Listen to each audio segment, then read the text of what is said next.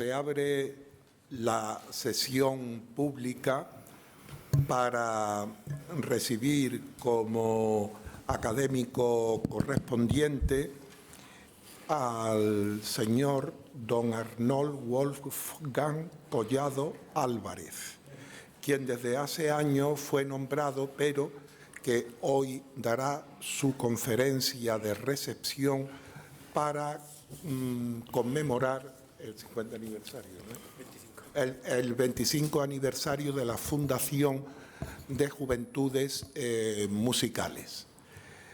Es un homenaje que damos a esta institución y también de camino un recordatorio muy especial al que durante muchos años fue un amigo del alma, un compañero de academia, a don Julio García Casas, puesto que esta tarde nuestro recipiendario es quien le sucedió en la dirección de Juventudes Musicales.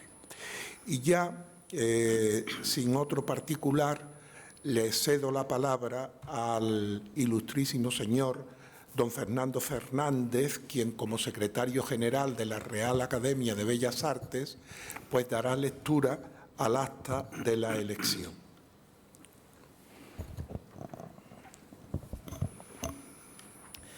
Según consta en el libro de actas correspondiente, el Pleno de esta Real Academia de Bellas Artes de Santa Isabel de Hungría acordó nombrar académico correspondiente en Coria del Río al electo ilustrísimo señor don Arnold Wolfgang Collado Álvarez, en atención a sus méritos en la enseñanza y divulgación de la música en diversos conservatorios de la ciudad y de manera especial como presidente de Juventudes Musicales de Sevilla, de todo lo cual, como secretario general, doy fe. En Sevilla, a 16 de mayo de 2023. Muchas gracias. Y ahora, a continuación, según el protocolo, le damos la palabra a nuestro compañero, el ilustrísimo señor don Juan Rodríguez Romero, director de la sección de música de esta Real Corporación, para que proceda a la presentación del nuevo académico. Cuando usted guste, tiene la palabra. Buenas tardes, excelentísimo señor presidente, don Juan Miguel González Gómez, compañeros académicos, respetado público. Con el debido respeto, el ilustrísimo señor don Arnold Wolfgang Collado Álvarez fue elegido por esta Real Academia de Bellas Artes de Santa Isabel de Hungría de Sevilla como académico correspondiente en Coria del Río, Sevilla, en 2007, en atención a sus méritos en la enseñanza y divulgación de la música en diversos conservatorios de la ciudad y de manera especial en estos momentos como presidente de Juventudes Musicales. Propuesta que presentó nuestro inolvidable y admirado compañero, el ilustrísimo y excelentísimo doctor don Julio García Casas. Entonces no era costumbre para los académicos correspondientes la presentación solemne con un discurso e imposición de medalla. Por propio deseo del recipiendario y aquiescencia unánime del Pleno, se consideró este caso importante para nuestra Real Academia por diversos motivos. 1. Por la propia personalidad y méritos del ilustrísimo Arnold Collado. 2. El recuerdo y continuación del cargo que representa en la memoria del presidente fundador, don Julio García Casas, siendo elegido Arnold Collado por la Asamblea General por unanimidad como su actual presidente. 3. La colaboración necesaria y deseada de ambos organismos, Juventudes Musicales con la Real Academia. 4. Permítanme esta licencia personal. Como socio de Juventudes Musicales que soy desde su creación, deseo considerar y valorar el extraordinario trabajo de la secretaria general de Juventudes Musicales, doña Concha Arenal, mano derecha de don Julio García Casas, junto al magnífico equipo que integra la Junta Directiva. 5. Afortunadamente también es esposa del actual presidente Arnold Collado. Un breve currículum de Arnold Collado. pianista y compositor, titulado por el Conservatorio Superior de Música Manuel Castillo de Sevilla. Ampliación de estudios en importantes centros europeos de Francia y Bélgica con famosos profesores. Durante 12 años, director del Conservatorio de Coria del Río. Más tarde, profesor de piano, solfeo, música de cámara y piano a 4 manos en Sevilla, Conservatorio Profesional Cristóbal de Morales y del Superior Manuel Castillo. Intensa actividad concertística como solista y formando agrupaciones de cámara. Galardonado con primeros y segundos premios nacionales e internacionales como compositor. Un gran gestor cultural durante más de 12 años organizando actividades musicales y conciertos en localidades del Aljarafe. Miembro del jurado en los concursos nacionales de juventudes musicales de piano, de canto y música de cámara, así como del Internacional de Composición Joaquín Turina.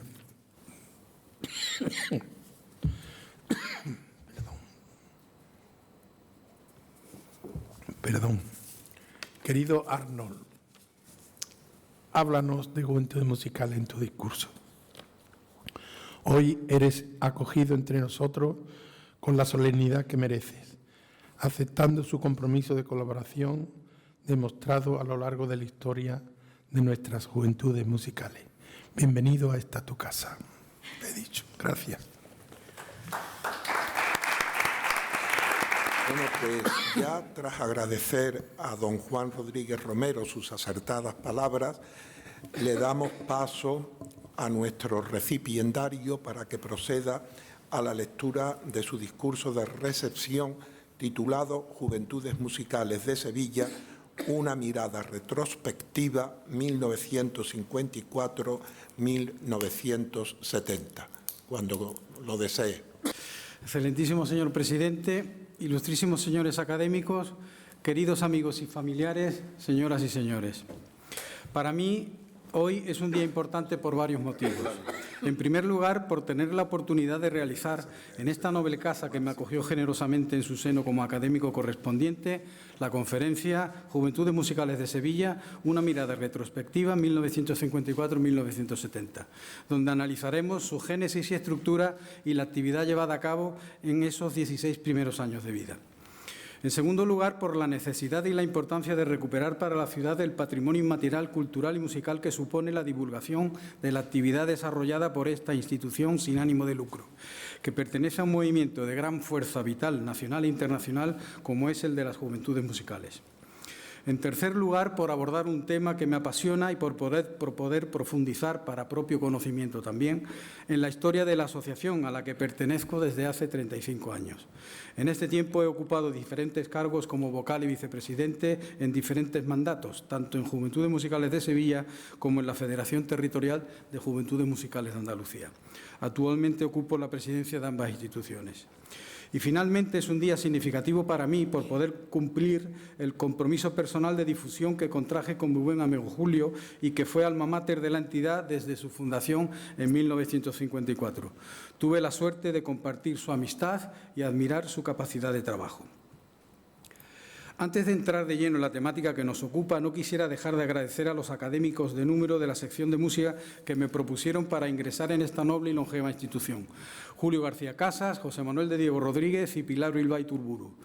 Lamentablemente, dos de ellos ya no están entre nosotros. Julio García Casas, quien fuera a su vez secretario de esta academia desde 1986 hasta el 92, y José Manuel de Diego, catedrático de piano del Conservatorio Superior de Música Manuel Castillo de Sevilla.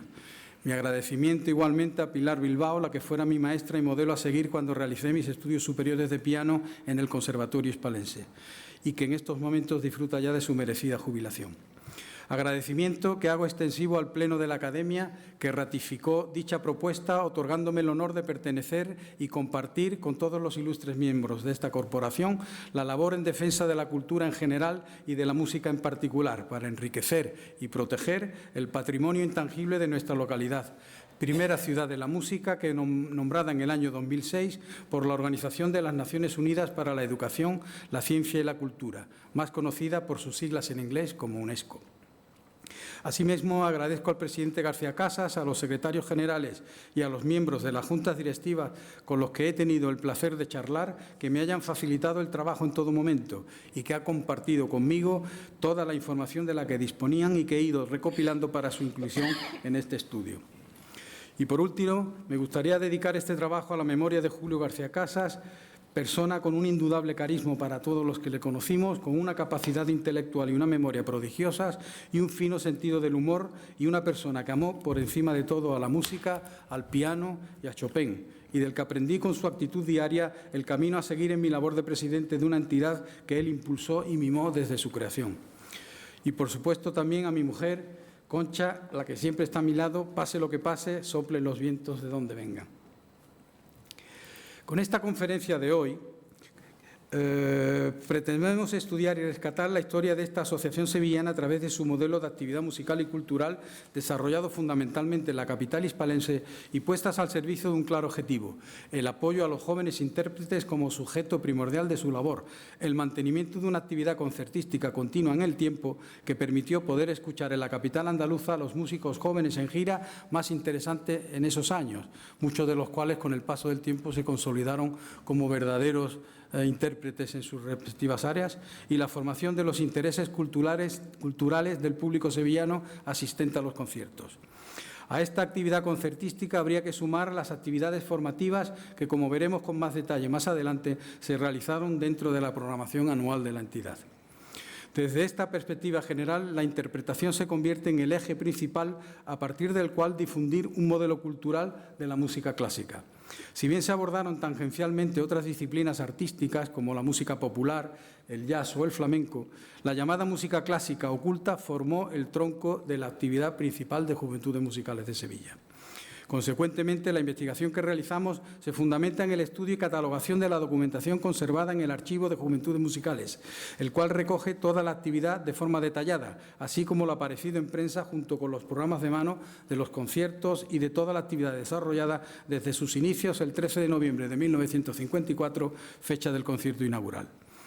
Para la digitalización y estudio de esta documentación hemos diseñado y desarrollado un modelo de base de datos que nos facilitó agrupar la información y la elaboración de estadísticas sobre los distintos aspectos en los que hemos centrado la labor investigadora. Tras el diseño de la base de datos y la recopilación de información, nos preguntamos sobre qué aspectos debíamos centrar nuestro trabajo y, finalmente, lo realizamos en 4 bloques de información.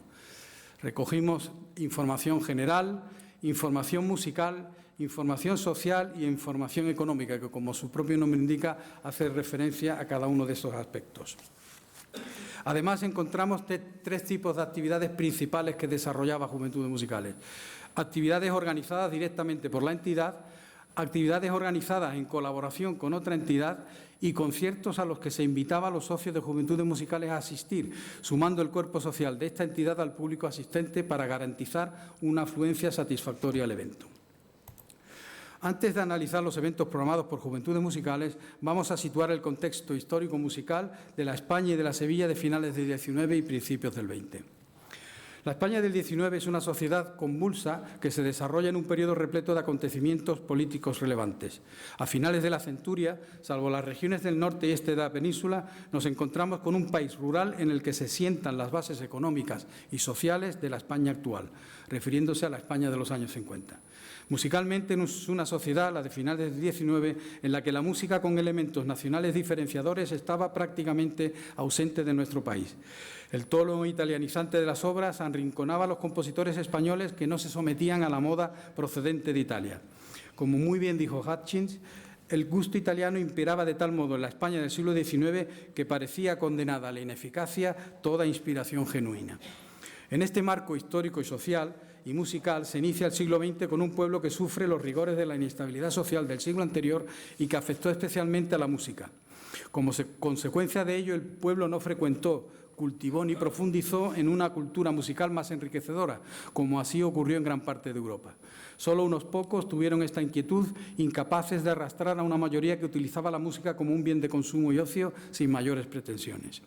Así, una vez desaparecidos los enfrentamientos y disipada parcialmente la inestabilidad social, se pudieron estructurar de una forma consecuente las organizaciones asociativas y societarias de forma más eficaz de lo que hasta ese momento fue posible realizar. En lo urbanístico, en la capital hispalense se produjeron dos cambios significativos a destacar en las últimas centurias.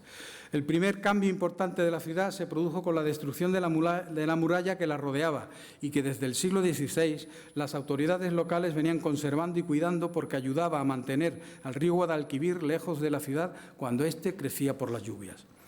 Un segundo impulso en la organización urbanística se produjo a finales de los años 20, pues con motivo de la Exposición Americana del 29, la ciudad se moderniza y resurge cultural y urbanísticamente hablando. En lo musical, este florecimiento se denominó Renacimiento Musical Sevillano, y es en este periodo donde debemos ubicar las manifestaciones musicales e instrumentales de la Orquesta Bética de Cámara, que fundara Manuel de Falla, de la Sociedad Sevillana de Conciertos, de los conciertos del Teatro Llorens, de la sección de música del Ateneo y de las actuaciones del cuarteto hispalense, como bien señala el músico, escritor e investigador Eduardo González Barba. Aquí en la diapositiva anterior veíamos parte de la muralla en la zona de la Macarena y aquí vemos de la Exposición Universal la Plaza de América y Juventudes Musicales se encuentra por aquí, que ocupa el pabellón de Omeja actualmente. Bien, hasta los albores de los años 30, Sevilla contaba con 3 espacios escénicos de cierta importancia. El Cervantes, que acogía en una misma temporada espectáculos de ópera, zarzuela, teatro, circo o variedades. El Teatro del Duque, por cuyo escenario pasaron las principales compañías de zarzuelas y revistas. Y el Teatro de la Exposición. Lo que en un principio se llamó Pabellón de Sevilla, formado por 2 elementos, el casino y el Teatro de la Exposición, se transformaron unos años después de acabar la exposición en el Teatro Lope de Vega. También se construyó el Teatro Juan de la Cueva o Reina Mercedes, conocido en época de esta asociación como Teatro Coliseo, donde actuaría en 1968 Arthur Rubinstein en la primera de sus 3 actuaciones en Sevilla para Juventudes Musicales. El Teatro San Fernando, construido a mediados del siglo XIX, tenía una capacidad para albergar nada más y nada menos que 3.000 espectadores. Se convirtió por este hecho en el principal teatro de España. Fue desgraciadamente demolido en 1973. Aquí vemos una instantánea del teatro y luego, un poco antes de su destrucción, el abandono en el que se encontraba, desgraciadamente. En cuanto a las salas que eran utilizadas para las actividades musicales, tenemos los salones del Hotel Alfonso XIII, el Instituto Murillo, la Residencia de Estudiantes de San Hermenegildo o el Real Círculo de Labradores, entre otras. En Sevilla, las sociedades musicales y las estructuras sociales de principios del siglo XX no son más que una extensión de lo que fueron en los últimos años del siglo XIX, cuya influencia se extiende hasta las 3 primeras décadas del siglo siguiente. La característica principal de estas sociedades, salas de concierto con programación interesante o grupos musicales estables, es su interés en interpretar una música de calidad que aborde repertorios serios con afán didáctico, no solo para consumo de los aficionados, sino también con un claro componente formador de sensibilidades musicoculturales. No obstante, fue ardua la tarea debida a la existencia de una primacía absoluta de la zarzuela, que junto a la opereta y al vodevil tuvieron una presencia casi ininterrumpida en la ciudad en las 2 primeras décadas del 1900, si bien incluyendo 2 temporadas de ópera anuales. En esta línea y comenzando el nuevo siglo, en 1908 se fundó la Orquesta de la Sociedad Artístico-Musical, dirigida por Fernando Palatín, de ámbito local y cuyo repertorio estará centrado principalmente en oberturas y áreas de ópera románticas y repertorio sinfónico clásico romántico. Aquí vemos a Fernando Palatín posando con el violín y aquí unos años más tarde, ya en la vejez de Fernando Palatín, con miembros de la Sociedad Artístico-Musical. Bien, otra orquesta que existió en la ciudad fue la fundada en 1913, la Sinfónica Sevillana, que fue dirigida por Eduardo Torres, maestro de capilla de la Catedral Sevillana. Igualmente centró su repertorio en obras del mismo periodo musical. Aquí vemos a Eduardo Torres procesionando por las calles de Sevilla con los seises. Bien, sin embargo, la institución orquestal andaluza más importante de los años 20 y una de las más influyentes de toda España, al menos mientras disfrutó del apadronamiento del que fuera su mentor, Manuel de Falla, fue la Orquesta Bética de Cámara, creada en 1924, dirigida por Ernesto Halffter, que abordó repertorios exigentes del barroco, clasicismo, neoclasicismo e impresionismo musical. Aquí en esta foto vemos cómo, bajo la atenta mirada de Falla, dirige la orquesta Ernesto Halffter, y aquí se invierten los papeles, es Falla el que dirige a la orquesta. Bien, igualmente en este ambiente artístico en la capital hispalense estuvo muy determinado por la creación en 1933 del Conservatorio Superior de Música y de las primeras sociedades musicales de carácter profesional, que se fundaron siguiendo la estela de las creadas en la capital de España. Con este breve contexto enmarcamos la ciudad en la que se crea Juventudes Musicales de Sevilla y que nace por el interés y las inquietudes musicales y culturales de un grupo de jóvenes universitarios que por distintos motivos coinciden en la capital andaluza, en el edificio de la Escuela de Estudios Hispanoamericanos, donde tenía su sede local el Club La Rábida. El 14 de abril de 1954 se crean las Juventudes Musicales en el seno de un movimiento de mayor amplitud geográfica, compartiendo con él sus mismas finalidades, objetivos y emblema, la Federación Nacional de las Juventudes Musicales de España, adscrita a su vez a la Federación Internacional de las Juventudes Musicales, movimiento juvenil que nació en la capital belga en julio del 45, fundada por Cuvelier y Nicoli, cuyo objetivo primordial era, como reza en la web de la Federación Internacional, conectar y unir a la gente joven para ayudarla a desarrollarse con la música y traspasando las fronteras. Bien, no existe mucha información documental sobre la constitución de la primera junta directiva ni, consecuentemente, de la asunción de responsabilidades de sus primeros cargos, más allá de la foto que tenemos ahora, que muestro a continuación. De pie atrás tenemos a Mauricio Domínguez Adame, muy jovencito, con 18 años, el que fuera jefe de protocolo del Ayuntamiento sevillano durante muchos años. Luego, José Miguel Pavón, que fue vicepresidente de esta primera junta directiva. Manuel Romero, que fue profesor decano de la Facultad de Derecho Canónico de la Facultad de Derecho de Sevilla. Y a su lado está Mariano Peñalver, quien fuera el segundo presidente de Juventudes Musicales y además profesor catedrático de Filosofía y Letras. Sentados tenemos aquí a Rafael Mudarra, un joven pianista, virtuoso del piano que surgió del Conservatorio Superior de Sevilla, y aquí sentado en el otro brazo del asiento tenemos a Manuel Navarro, quien fuera abogado del Estado, también muy jovencitos, junto con Julio García Casas, 21 años, que tenían esta foto. Todos ellos son los miembros de la primera junta directiva. Según Julio, en conversaciones mantenidas con él, Hilario Arenas, que es este señor, y Pedro Smielski, un polaco residente y afincado en Sevilla, eran simpatizantes de Juventudes Musicales, pero estaban en esta foto, no sé por qué. Bien, desde su fundación son varios los presidentes que se han sucedido al frente de Juventudes Musicales hasta 1970. 2 son las épocas en las que se divide el periodo de tiempo establecidas por la propia asociación y coincidiendo con hitos asociativos importantes. La primera época abarca desde su fundación hasta el mayo del 66 y la segunda desde diciembre del 66, en donde se realiza el concierto inaugural, hasta mayo del 70 con el concierto de Wilhelm Kempff, que cierra el curso. Bien, en la primera época se sucedieron, como hemos comentado, 4 presidentes. Desde 1954 a 1957 preside la entidad Ángel Benito Jaén, con 26 años de edad. Fue doctor de Filosofía y Letras y periodista. Estudió Filosofía y Letras en la Universidad de Sevilla, donde obtiene el premio extraordinario. Fue una persona brillante, con formación académica universitaria y que significativamente se doctoró con un tema que nada tenía que ver con la carrera cursada y en la que consiguió la calificación de sobresaliente cum laude. Su tesis doctoral versó sobre el pintor onubense Vázquez Díaz. Su vinculación con Juventudes Musicales de Sevilla se antoja difícil de definir. No tenemos documentación archivística, ni gráfica, ni administrativa sobre la que sustentar esta afirmación. Tampoco nos constan documentos de ningún tipo firmados por él como presidente o comunicados que dirigiera a los socios, siendo además muy significativo que, fundándose la asociación el 14 de abril de 1954 y teniendo su primera actividad unos meses más tarde, en este acto tan importante de presentación en sociedad de la recién creada asociación, las palabras de salutación corrieran a cargo del vicepresidente José Miguel Pavón y no de su presidente. O no pudo Benito presentar este primer concierto por motivos que desconocemos, o ya no se encontraba en Sevilla por motivos académicos o profesionales. Solo con la información obtenida tras los testimonios verbales de Julio García Casas, Manuel Navarro Palacios, que estaban en la foto original, y de Juan Antonio Iturriaga, quien nos puso sobre la pista, uno de los primeros socios en aquella época, en entrevistas personales celebradas con ellos en los años 2015 y 2016, nos puso tras la pista de este importante dato.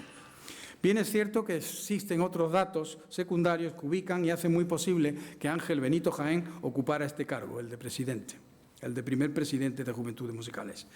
En principio era becario en la Escuela de Estudios Hispanoamericanos por aquellos años 50, pues participaba en una revista de estudios americanos que dicha escuela editaba y en la que él colaboraba. Es decir, lo encontramos ubicado geográficamente en el mismo lugar que nuestra asociación.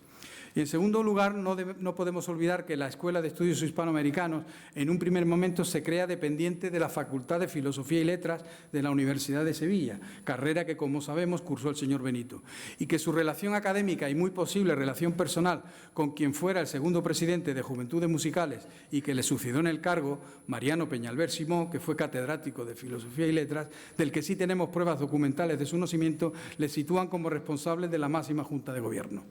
Todo ello hace posible que podamos afirmar que el señor Benito Jaén fue el primer presidente de Juventudes Musicales Españolas, delegación de Sevilla, como se llamaba en aquellos momentos.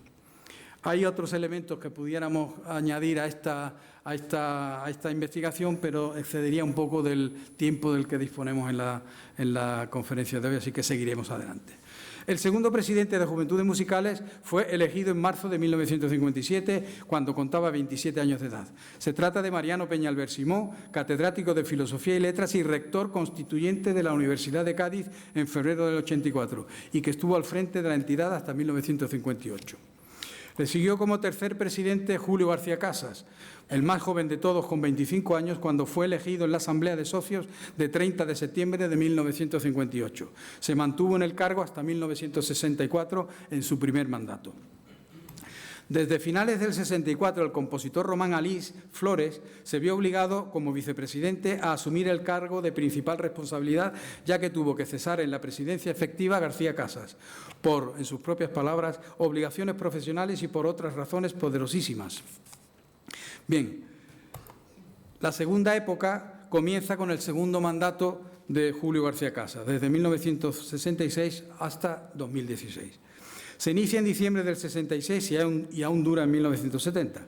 El 14 de diciembre del 66, y después de 2 años alejados de la vida de la actividad de la entidad, Julio García Casas vuelve y firma una circular a los socios donde expone que la situación de Juventudes Musicales de Sevilla es insostenible. Y leo textualmente: dificultades de toda índole, entre las que destacan las económicas y las profesionales, han abocado a una coyuntura que, de no ser corregida convenientemente, resultará sin duda catastrófica.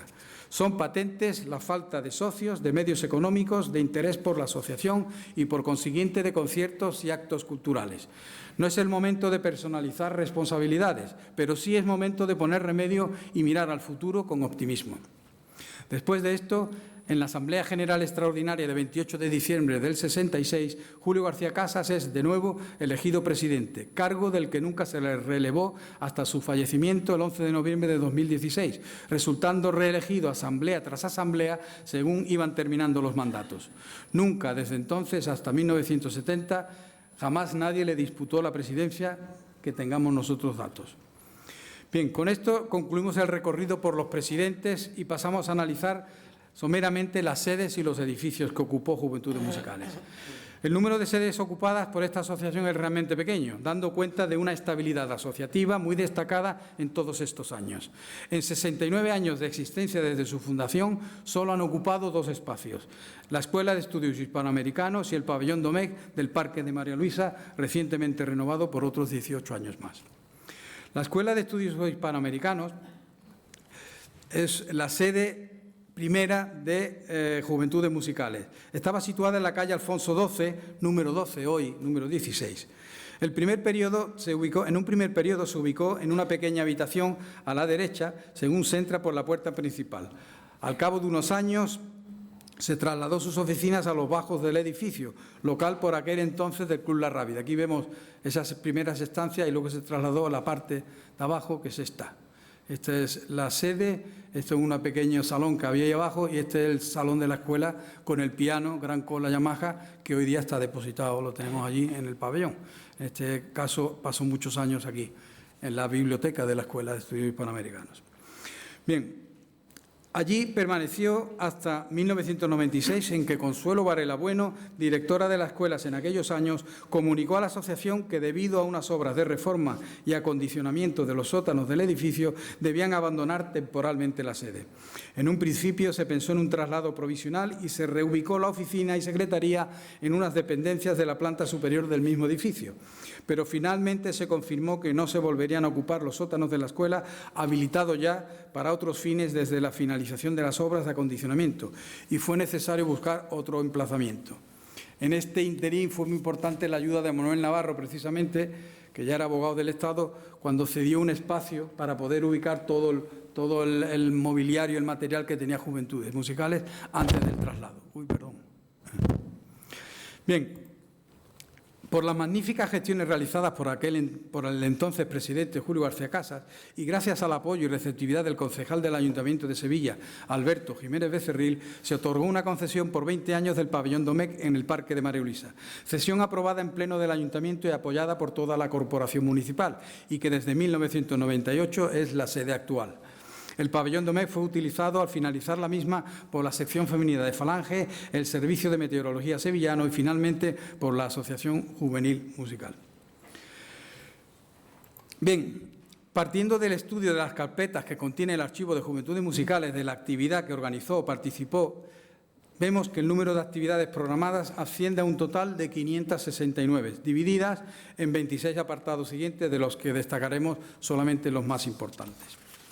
Bien, vemos cómo destacan las audiciones de música grabada, con un total de 173 actividades.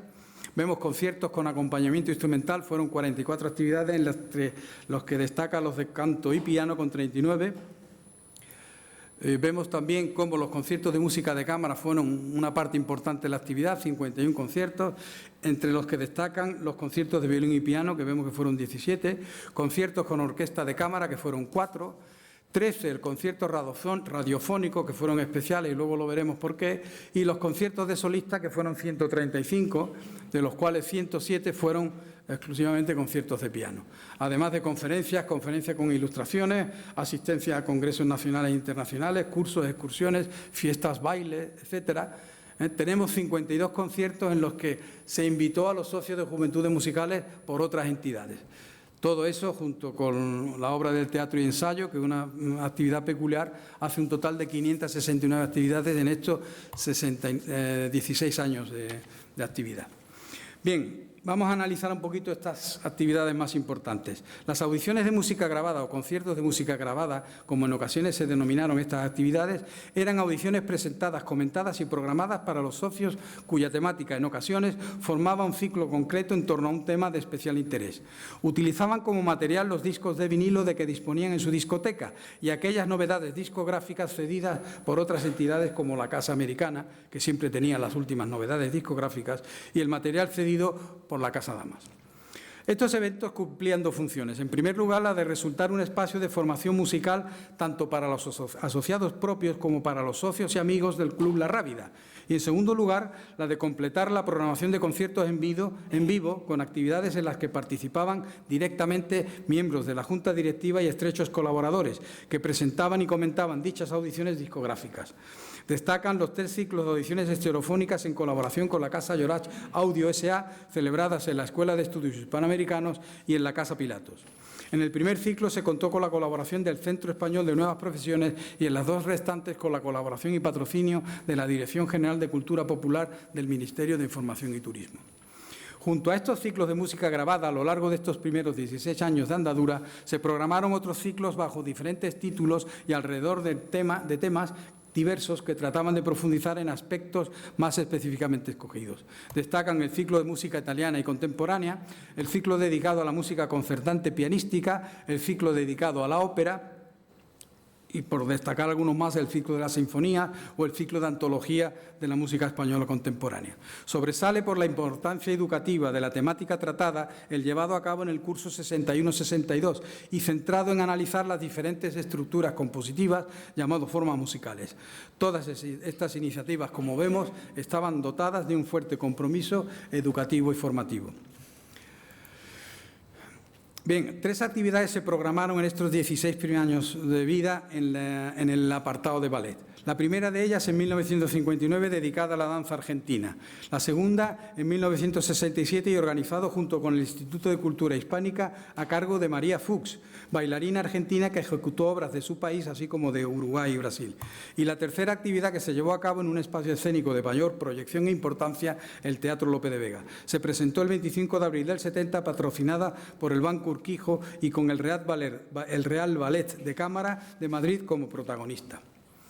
A continuación, un ciclo singular, el de cine musical. Se programaron 5 actividades y esta actividad se anunció en el Boletín Mensual de Juventudes Musicales de Sevilla en noviembre del 59. Se informaba a los socios de la inclusión de una nueva actividad en la programación del curso con el siguiente texto. Iniciamos este mes nuestra sección de cine musical. Estando en vías de prueba, comunicamos que se darán 2 sesiones, una por la mañana a las 11:45 y otra a las 6 de la tarde. Las invitaciones, al precio de 5 pesetas, pueden retirarse en nuestro local a partir del día 17 en horas de oficina. Las entradas son limitadas, entregándose por riguroso orden de solicitud. Bien, vemos las distintas películas que se proyectaron, fueron 4, Pasión Inmortal, La historia de los 3 amores, Rapsodia y Un americano en París, todos con fuerte componente musical.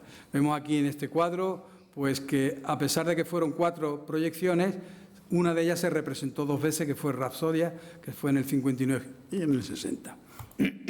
Perdón. Bien, conciertos corales. 5 fueron los conciertos de música coral que se programaron. El primero fue un concierto de Navidad en diciembre del 55 por la Escolanía Virgen de los Reyes, dirigida por el maestro Ángel de Urcelay. Los 2 siguientes se realizaron en el Salón de Actos de la Escuela de Estudios Panamericanos, por la Agrupación Coral de Juventudes Musicales de Granada, siendo una actividad asociativa que potenció la colaboración entre 2 de las asociaciones andaluzas hermanas más importantes del movimiento de las juventudes musicales españolas. 2 actuaciones más completan este apartado. En primer lugar, la del Coro Madrigal Renacentista Belo Horizonte de Brasil, que actuó en el Teatro Lope de Vega en mayo del 70, patrocinado por la Dirección General de Bellas Artes, Comisaría General de la Música y por el Patronato Joaquín Turina de Sevilla, y que constituyó una de las aportaciones de Juventudes Musicales al 4º Mayo Musical Hispalense. Las críticas en la prensa local fueron muy favorables. El artículo que firma Calderón en el ABC, con el titular "Memorable actuación del madrigal renacentista Belo Horizonte", comienza así. No ha podido ser más lúcida esta aportación de Juventudes Musicales al Mayo Musical, por lo que prometía ser una buena sesión coral, porque lo que prometía ser una buena sesión coral se ha revelado de tal forma que ha constituido uno de los sucesos musicales de mayor esplendor que podamos recordar en muchos años. Ha sido tanto que después de oír 28 piezas, el público se entusiasmó de tal forma que, merced a constantes y ardorosos aplausos, logró que interpretara fuera de programa 3 obras, motivo de nuevo para las más encendidas ovaciones. El concierto debió de ser maravilloso, tanto técnica como musicalmente, a tenor de las frases que toda la crítica les prodigó. Otro importante hito fue la actuación de los Niños Cantores de Viena, que consiguió un lleno total en el desaparecido Teatro San Fernando. Se presentaron el 21 de marzo de 1969 con el patrocinio del Banco Urquijo y ofrecieron un recital histórico. Vemos aquí en la foto cómo aparece Julio, aquí un jovencito, aquí está, este es Manolo Cid, el tenor, este es David Roldán, que formó parte también de la directiva. Este es el secretario general de Juventudes Musicales, Manuel Capdevila, y en fin, este es el director y el pianista de los Niños Cantores. La mesura del crítico quedó desbordada reconociendo un concierto con interpretaciones llenas del mejor gusto y estilo, y no reparó en elogios como esmeradísima preparación solfística, gran soltura, simpáticos muchachos que encarnaron admirablemente a los personajes representados. Por otra parte, García Casas afirmó en el Correo de Andalucía haber vivido un sueño maravilloso en el que los niños cantaron como maestros con unas voces increíbles, asegurando que su disciplina perfecta, su gracia y su estilo son maravillosos. Toda la crítica estaba llena de admiración y calificativos generosos propios de alguien que vivió la música intensamente. Bien, fueron 44 los conciertos realizados en este epígrafe, siendo 3 de ellos con acompañamiento instrumental variado. El primero en mayo del 58 con el sugerente título de Música en el tiempo de Shakespeare, que ofreció la estadounidense Susan Bloch, la hija del gran compositor contemporáneo de aquellos años, Ernest Bloch, y con la colaboración del Instituto Británico de Sevilla. En segundo, en marzo del 59, y teniendo como telón de fondo al Teatro Lope de Vega los primeros premios del Conservatorio de París, uno de los centros de enseñanza musical más importantes del mundo. Alumnos de canto, cello y piano que ofrecieron un recital con obras que transitaron de Bach a Ravel. Tuvo al Instituto Francés de Sevilla como cooperador necesario y, en este caso, organizado en colaboración con la Sociedad Sevillana de Conciertos. El tercer y último recital que se encuadra en este apartado es el ofrecido por Rodrigo de Zayas, Laúd Vihuela y Anne Perret, mezzosoprano, que con el título de Música Vocal e Instrumental del Renacimiento ofrecieron un concierto en el Salón de Actos de la Escuela de Estudios Hispanoamericanos en febrero del 69. 4 recitales de canto ofreció la soprano belga de origen polaco Sofía Noel. En el primero de ellos, en mayo del 58, con una conferencia-concierto sobre músicas de Alemania, Francia, Rusia y España, patrocinado por la Dirección General de Información y realizado en el Instituto Murillo. Mismo lugar de realización tuvo el de diciembre del 60, con un concierto titulado Nanas y Villancicos Internacionales, teniendo al piano como acompañamiento obligado en esta ocasión. En mayo del 67 y 69, 2 recitales más, teniendo como colaborador a la sección de música de la Escuela de Estudios Hispanoamericanos y como patrocinador al Instituto de Cultura Hispánica y a la Dirección General de Información y Turismo. Por otra parte, el concierto que ofreció en noviembre del 69 Sebastián Rocha Perazzo se acerca al concepto que tenemos de recital de cantautor, ya que él mismo interpreta la guitarra y canta las piezas de los autores que aborda. Se llevó a cabo en el Salón de la Escuela de Estudios Hispanoamericanos. Muchos más numerosos fueron los conciertos de canto con acompañamiento de piano que abarcan una nutrida serie de 39 actuaciones desde el 54 al 70. 28 corresponden a actuaciones femeninas solistas y el resto a recitales de voces masculinas, protagonistas del evento compartiendo escenarios con el pianista acompañante, salvo uno, el ofrecido por el barítono Francisco Kraus, hermano de Alfredo Kraus, que contó con el concurso además de una soprano, la española Josefa Miñón. Disfrutaron como escenario el Salón de Actos del Instituto Murillo y el de la Escuela de Estudios Hispanoamericanos. 3 se realizaron en el Teatro Lope de Vega, 2 en el Salón del Real Círculo de Labradores y 1 en el Conservatorio Superior de Música. Bien, destacamos en este apartado, por la importancia de los intérpretes, los conciertos de Pilar Lorengar, en abril del 55 en el Instituto Murillo como escenario y con el acompañamiento al piano de Carmen Díez Martín, y de Victoria de Los Ángeles en el Teatro Lope de Vega, que actúa el 18 de marzo del 70. La gran cantante barcelonesa estuvo acompañada al piano por Miguel Zanetti, dentro del ciclo de solistas mundiales en colaboración con el Banco Urquijo. Vemos aquí un recorte de prensa donde se ve a Julio recibiendo a Victoria de Los Ángeles, y aquí vemos una entrada con una foto de Miguel Zanetti de aquellos años. Bien, vemos un poco unas estadísticas en un gráfico de queso, como se le llama, de las nacionalidades de los distintos cantantes. Vemos que predominan los cantantes españoles, con 24 cantantes y 2, en este caso, estadounidenses y un argentino. Y dentro de los españoles, pues por provincia los encontramos que son 7 sevillanos y 2 de Barcelona. El resto, Badajoz, Bilbao y Granada, con un representante dentro de la actividad.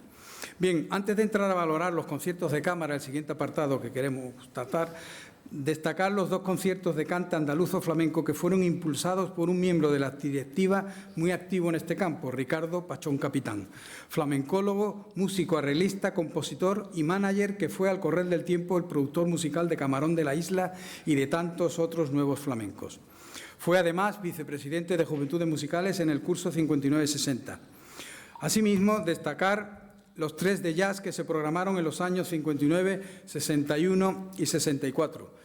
Tuvieron la colaboración de la Federación Internacional de las Juventudes Musicales para el grupo americano Sultan Jazz Quartet y del Instituto Alemán de Cultura y del Centro de Cultura Alemán de Sevilla para la agrupación alemana que nació en Berlín en agosto del 55, Esprit City Stompers, que fue un septeto de jazz clásico. Bien, 51 fueron los conciertos de música de cámara y estos eventos recorren la programación anual de cada temporada. 15 actuaciones en el Instituto Murillo, siendo el espacio escénico que más actividades acumuló. Le sigue el Salón de Actos de la Escuela de Estudios Hispanoamericanos con 12 actuaciones, todas dúos con piano, donde la cuerda solista sale triunfadora con 10 recitales, 4 de chelos y 6 con violín. Completa la serie uno de flauta de José Moreno, acompañado del pianista y compositor Narcís Bonet, y otro d'oboe de Jean-Claude Marguerite y Sergio Zapolsky, al piano en colaboración con el Instituto Francés de Sevilla y que tuvo lugar el 31 de enero del 70. La sede que le sigue en número de actuaciones es el Conservatorio Superior de Música, con 6 recitales que se distribuyen entre el 62 y el 66. 2 de violín y piano con intérpretes de España y su vecino Portugal, un dúo de flauta y piano en el mes de noviembre del 62, otro dúo, en este caso de clarinete y piano, en el 64, un quinteto de viento granadino que procede de la Asociación Hermana Andaluza en mayo del 65 y un dúo de oboe y piano que actuó el 14 de marzo de 1966 con Miguel Quirós como solista con el acompañamiento al piano de Manuel del Campo.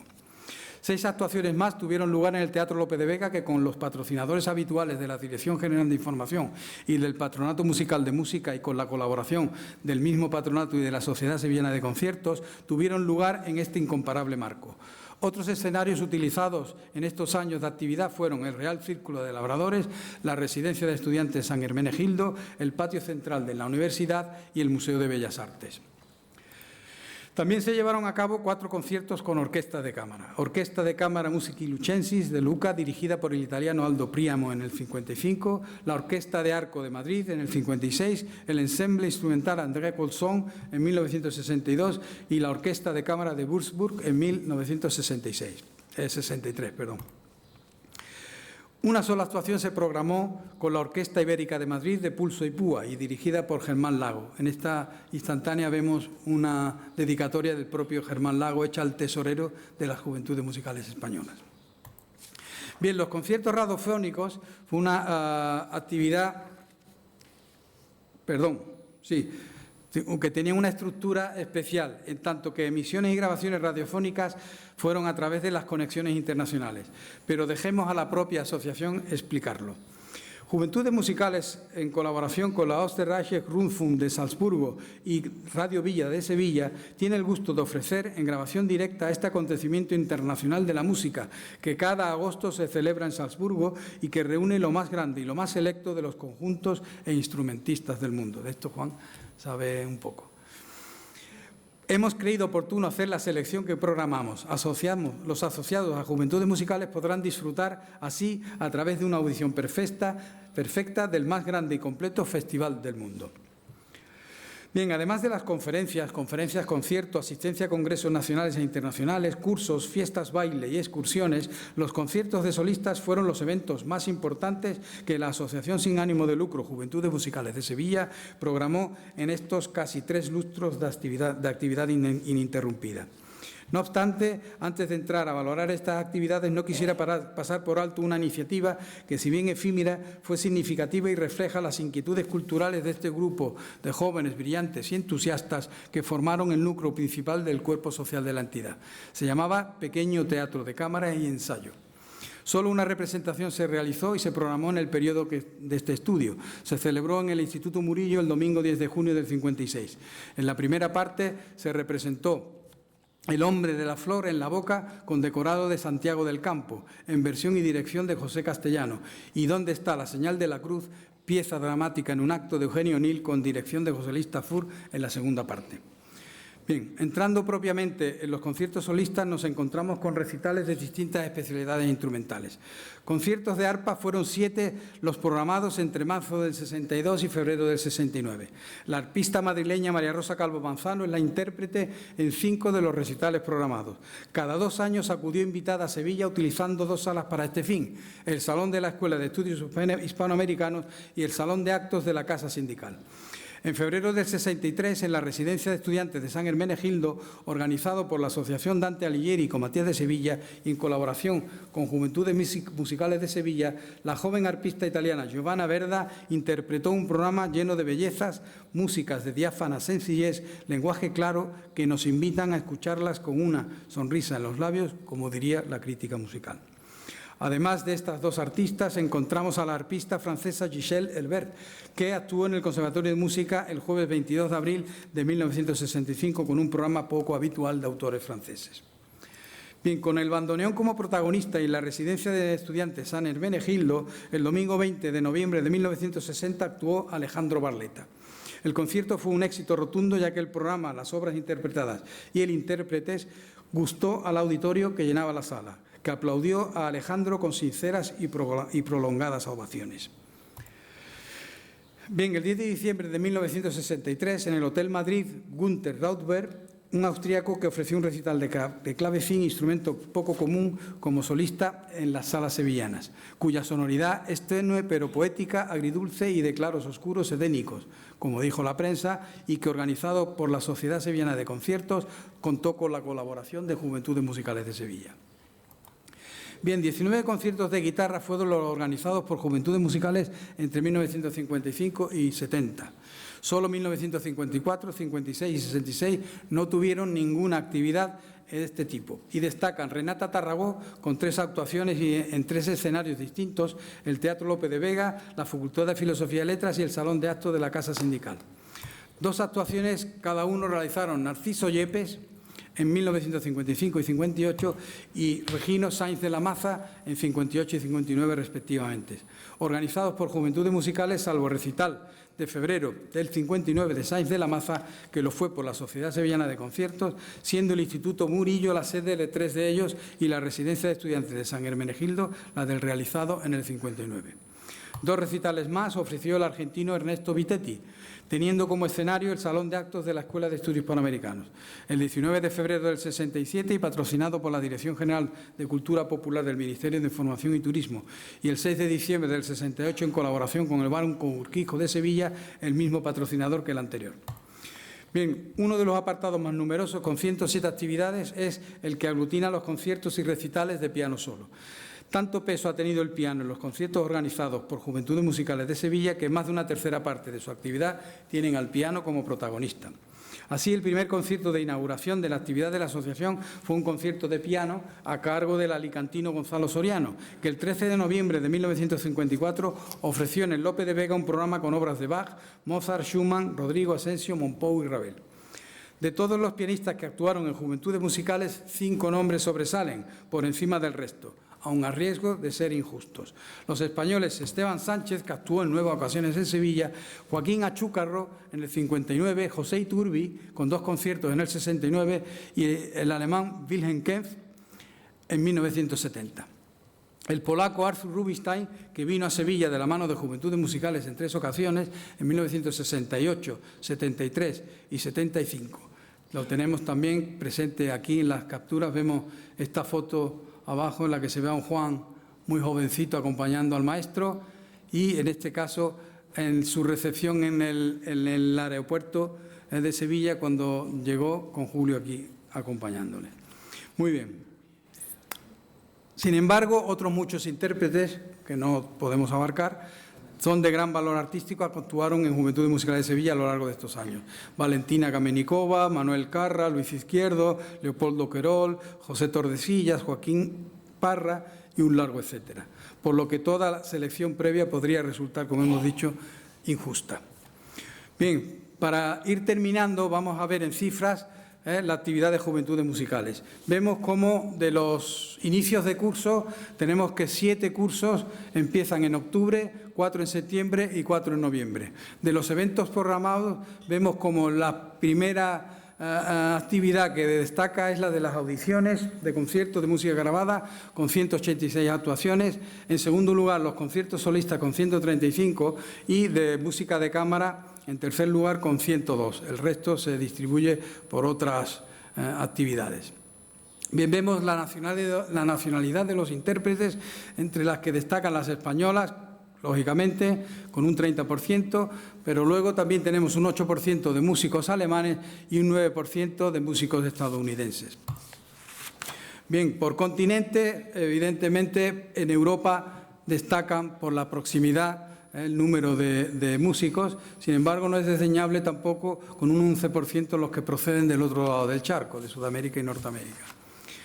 Bien, por compositores y obras vemos como el compositor más interpretado es Mozart, con más de 120 actividades, en el que le sigue Chopin y Juan Sebastián Bach. Luego tenemos otros autores como Beethoven, Brahms, Liszt, Schumann, que también son muy interpretados. De compositores españoles, las obras que destacan son las de Turina y Albéniz, curiosamente. Tenemos Falla y Rodrigo y Granados como segundo, digamos, grupo de compositores, y luego Manolo Castillo y Joaquín Rodrigo como el resto de compositores españoles que se abordan. Bien, en los espacios escénicos vemos que el primer centro que destaca es el Club La Rábida, es decir, los sótanos de la Escuela de Estudios Panamericanos, con 200 actividades. La Escuela de Estudios Panamericanos, el Salón de Actos, donde teníamos el piano de Gran Cola, con 71 actividades, y luego el Instituto Murillo, con 115 actividades, que estaría en segundo lugar. Bien, las actividades por curso vemos como hay una actividad increíble en los años del 57 al 60, luego más o menos se va manteniendo, pero vemos solamente destacar estas 5 actividades que hubo en el curso 65-66, que fue cuando Julio García Casas dejó la presidencia. Bien, finalmente podemos concluir que con el análisis de los intérpretes y sus países de origen, de las obras interpretadas y de las formaciones instrumentales, de los compositores, de los espacios escénicos utilizados, de los presidentes de la entidad, de las entidades colaboradoras, de los patrocinadores, de los distintos ciclos programados y, en definitiva, de toda la información vertida en esta conferencia relativa a la actividad de la Asociación entre 1954 y 70, se podrá conocer y profundizar en un periodo de la historia musical de Sevilla, precisamente por lo que representó con su presencia en la ciudad, dinamizando la cultura de aquellos años y generando sinergias culturales enriquecedoras para el entramado cultural hispalense. Esperemos que este trabajo contribuya a dar a conocer la verdadera importancia de lo que fue, es y será este movimiento cultural que la UNESCO ha definido como el movimiento cultural juvenil más importante del mundo, las juventudes musicales. Muchas gracias.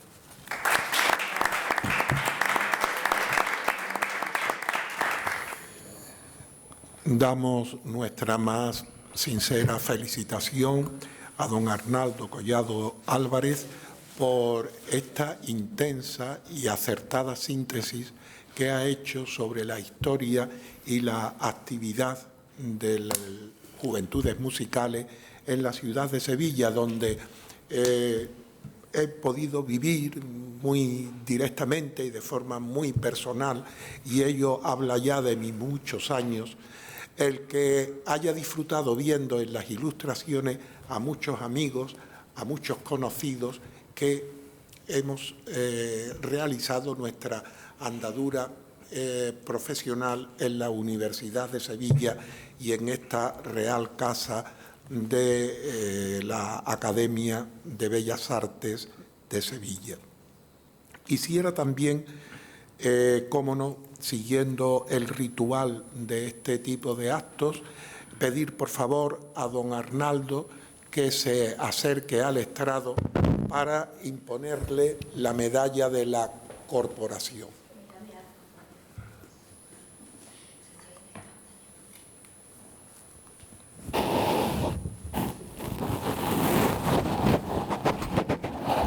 Y además entregarle el diploma acreditativo de su carácter de académico correspondiente. Ha sido un placer.